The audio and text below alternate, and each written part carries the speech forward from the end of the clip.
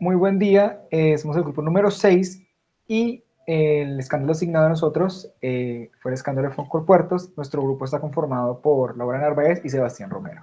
Al hablar de caso de Foncolpuertos entendemos que es un caso de corrupción por medio de falsificación de documentos. Su función principal era la administración centralizada de los puertos que otorgaban el monopolio de la carga o también como empresa comercial del Estado. Su actividad comercial fundamentalmente consistía en la prestación de servicios portuarios. Se mantuvo en funcionamiento aproximadamente 34 años, pero debido a la ineficiencia y a la baja productividad llevó al gobierno nacional a tomar la decisión de liquidarla. ¿Cuándo ocurrió y cómo se conoció este caso? Bueno, este caso se conoce en 1998, luego que el Estado da la orden de que se liquide por medio de un decreto 0036, el cual pues ordena que se haga un fondo pasivo social para tratar las reclamaciones y liquidaciones de los empleados. La falsificación de los documentos se realiza en dos etapas, 1993 y 1994.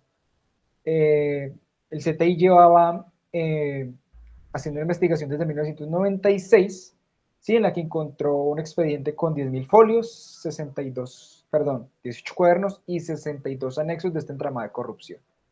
Al hablar en dónde ocurrió, entendemos que esta empresa estatal estaba presente en Cartagena, Barranquilla, Santa Marta y Buenaventura, ya que era la encargada de toda la operación de estos puertos antes de su crisis y después del escándalo. Al hablar de qué lo hace un escándalo nacional, entendemos que la corrupción se manifiesta de diferentes maneras: compra y venta de votos, tráfico de influencias, contratos que no se ejecutan pero sí se pagan, porcentajes de los salarios de los trabajadores que se van al bolsillo de sus padrinos políticos, la presentación de documentos falsos para acceder a determinados cargos, los sobornos, los sobrecostos injustificados en las compras del Estado y, en fin, una cantidad cada vez más refinada, una cadena de la cual se benefician muchos eslabones y por ello es tan difícil romperlo. Un ejemplo protuberante de esto es Foncolpuertos. La falsificación y la destrucción de documentos públicos y de firmas, el saqueo de archivos, la manipulación de procesos ante autoridades judiciales, el fraude procesal, el concierto para delinquir, el peculado y el prevaricato, entre otros delitos, fueron la constante en el proceso de liquidación de Colpuertos. Delitos que, en criterio de los investigadores, también han marcado las labores de Foncolpuertos. ¿Cuál es la trama de personas e instituciones que se vieron implicadas? Bueno, 14, para ser más exacto, el 14 de agosto del 2008, 5 personas fueron juzgadas por el desfalco a Foncolpuertos. Sí, después de que un juzgado les encontrara 30 actas de resoluciones, pues con ellas pretendían cobrarle a bancos internacionales más de 3.700 millones de pesos. Los funcionarios implicados fueron los siguientes y que se fueron pues afectados con este pliego: fue Ricardo Rodríguez Villar, juez séptimo penal municipal de Santa Marta; David Rondón Palmera, juez segundo penal de circuito de Santa Marta; Miriam Martínez Palomino, juez 13 penal municipal de Barranquilla; Carlos Julio Zagarra Silva, juez primero penal de circuito de Santa Marta; Manuel Domingo Ramos Gámez, ex juez primero civil de Santa Marta; Darwin José Ortiz Gil, juez cuarto penal municipal de Santa Marta; y César Elías Mercado Caballero, juez segundo civil municipal de Santa Marta.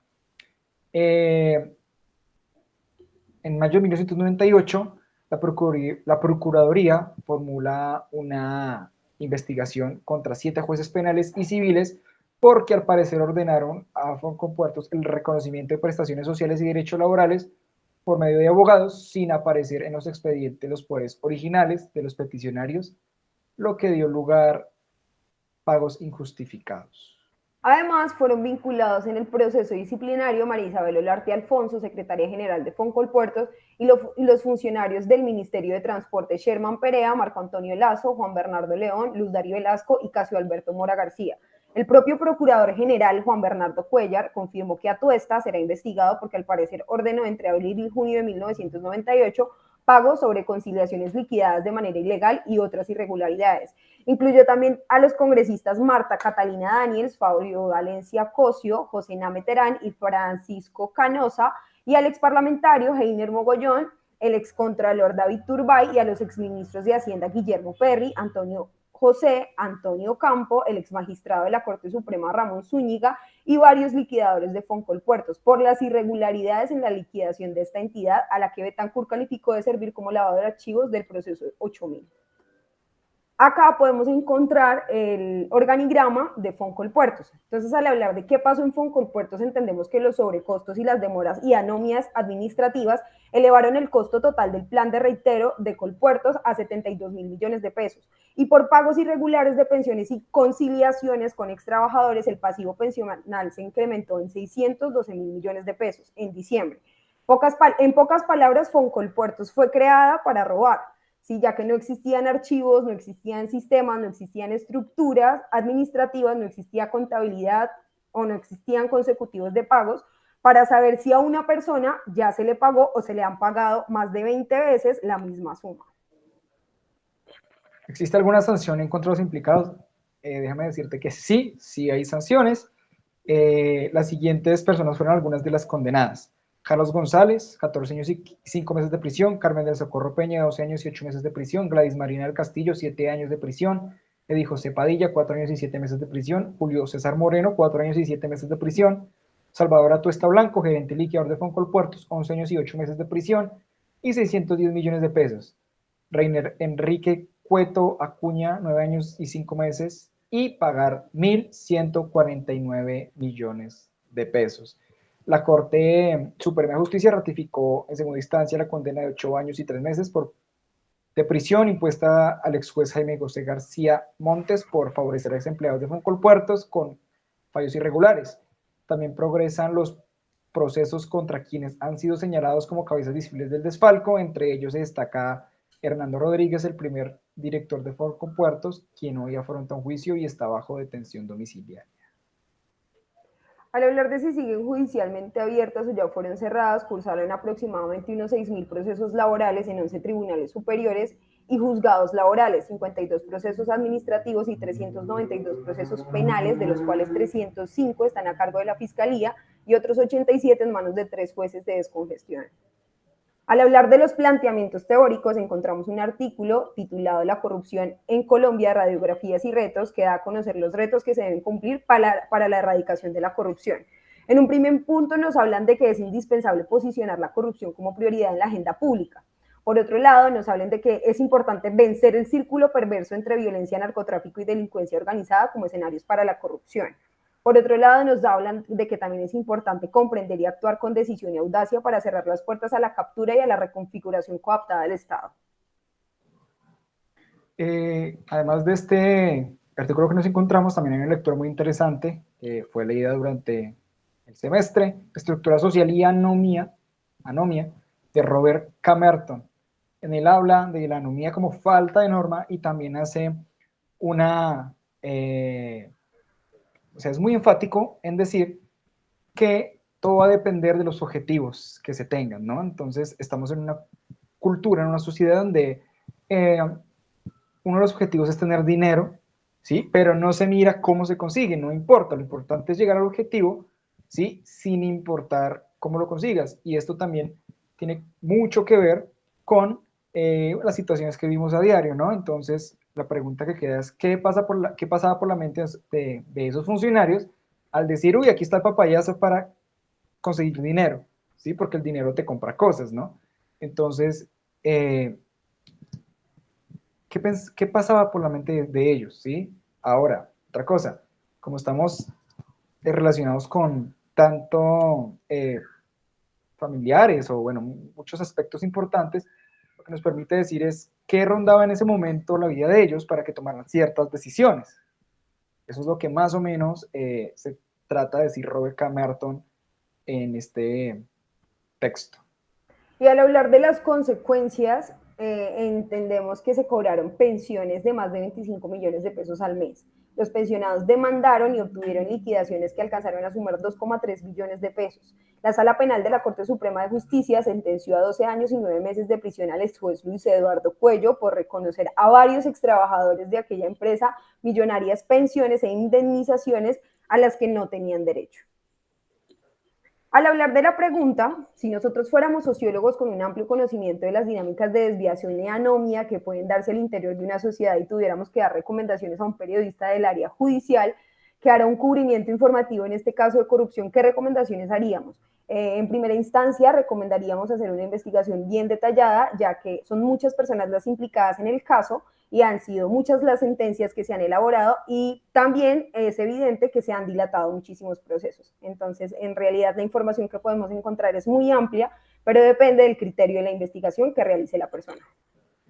En segunda instancia, yo recomendaría, al poner a una persona a cargo de liquidar, de manejar dineros, hay que, pensaría yo, de manera antes de que entre, hacerle un polígrafo, preguntarles, valga la redundancia, se le pregunta ciertas preguntas claves para identificar el tipo de persona.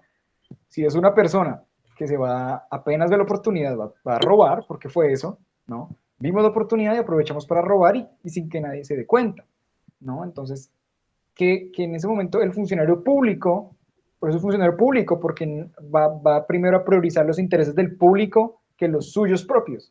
Entonces, lo interesante aquí sería polígrafo en el que si está dispuesto a seguir las normas, porque es que en Colombia tenemos funcionarios que es difícil seguir las normas y pues se saltan por encima de ellas, pues porque también hay otra cosa que es impunidad. Entonces yo hago, pero no me pasa nada. Al hablar de los datos curiosos, mediante la resolución 143201 del 6 de agosto de 1992, Enrique Ramírez Navarro recibió 827.209 pesos por indemnización moratoria. Más tarde, la misma resolución falsificada permitió cobrar también indemnizaciones a favor de Federman, Coronel Angulo, de Jesús Ramírez Sánchez, Alfredo Suárez Páez, Luis Vaquero Laverde y Omar Niebles Anchique. En ella les reconocieron supuestos reajustes en la liquidación definitiva y un incremento del 22%, y por si ello fuese poco, la misma resolución fue utilizada para iniciar procesos ejecutivos contra Colpuertos.